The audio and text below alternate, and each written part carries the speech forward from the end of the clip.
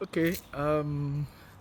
Questions you may want to ask me about my journey. When did you become a pastor?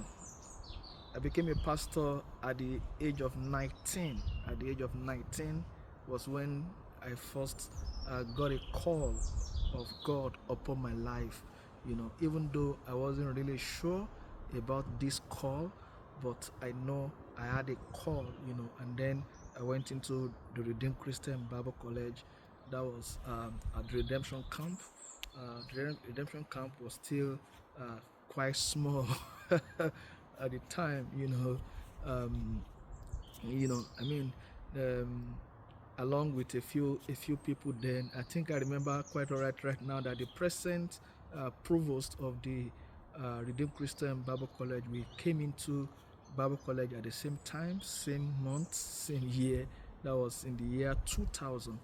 So I was the youngest of them all at the time. I was quite young. I was just about 19. I was just coming out of secondary school, but the call of God was so fresh on my life at the time. You know, then I journeyed that path for like 2.5 years thereabouts at the Bible College, and then from there I went into the Polytechnic. You know, but then of course I became a pastor. I was posted to a parish somewhere around AIT in Lagos. So I became a student pastor. I was in that church for a while, and then came back to school, did my graduation before I went into the Polytechnic. I was there for a while before then I went into active pastoring. And God has been so good to me.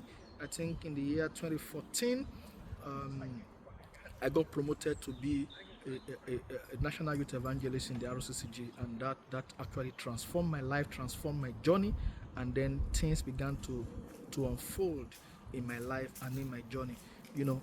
That season of my life was very impactful.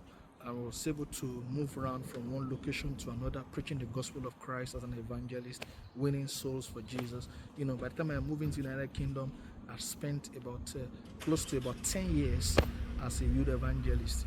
And I thank God for those years, because they were the years where I had to sow seed, I had to invest in kingdom business, invest in the ministry, invest in the work of the ministry.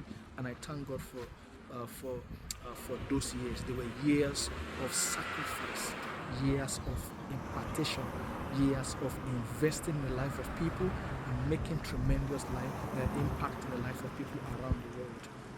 Ask me, what decision have you made that has changed your life, that has turned you to who you are today?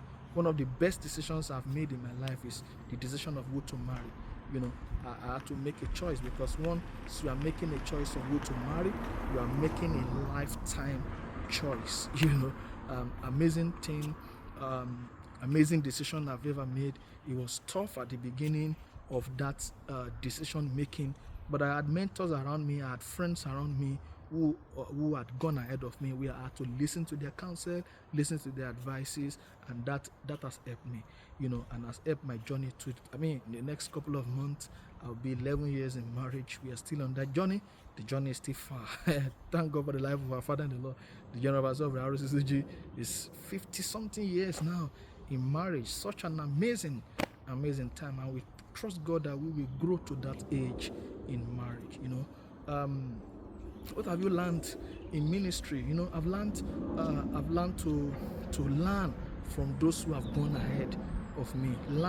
Keep your head straight, and learn from those who have gone ahead of you in the journey of ministry. What have I also learned in ministry, even as a full-time pastor? I've learned that Paul was a tent maker.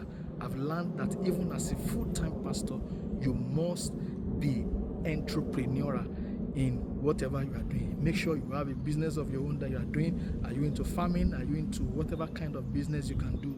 There are several businesses you can do as a pastor, because you have to be a tent maker.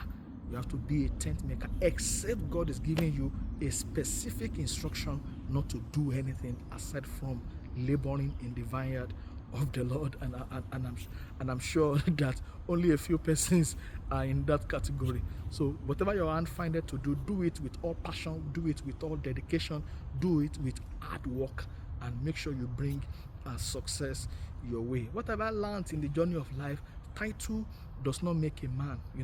It's been my cry over the years. Title does not make you. You see, title without mantle makes you little. You must understand that position is the lowest level of leadership. Positional leadership is the lowest level of leadership. Position is good, it gives you an opportunity to lead people. But then, how can you measure your influence? How can you measure your impact? Is the lives that you are touching. You don't need position to touch the lives of people.